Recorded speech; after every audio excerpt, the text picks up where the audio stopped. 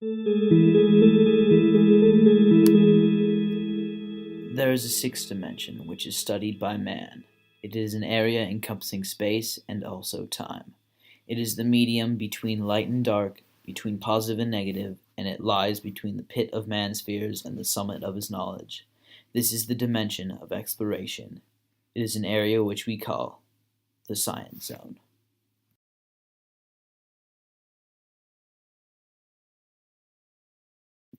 Hello and welcome to the Science Zone.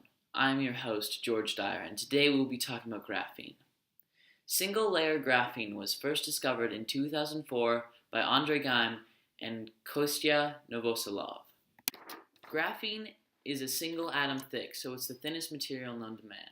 It's so thin it's actually considered two-dimensional. That's because it's made with carbon-12 atoms. Carbon-12 atoms have 4 valence electrons, which make them very prone to bond with other carbon atoms.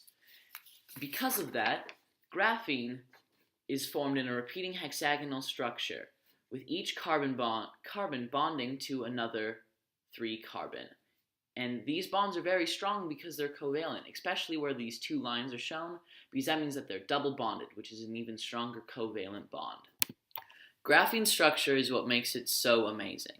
First off, it's nearly transparent.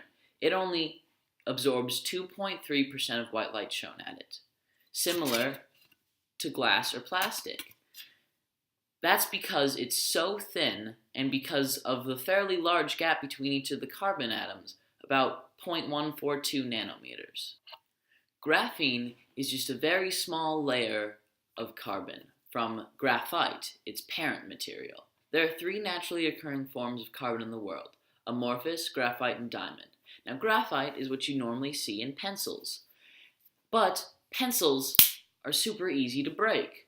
So, how can graphene be one of the strongest materials out there? Well, because of its covalent bonds and the fact that it's so thin, it's able to be over 300 times stronger than steel, able to withstand 1.3 times 10 to the 11th pascals of pressure. Graphene is also one of the lightest materials known to man, with a weight of only 0.77 milligrams per every square meter. That means if you were to have a sheet of graphene the size of a football field, it would only weigh about 4 grams. All of these components together make graphene one of the most versatile substances out there.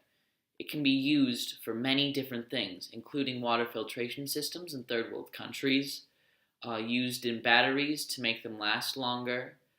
It gives a new way to apply medicine to patients, and so much more.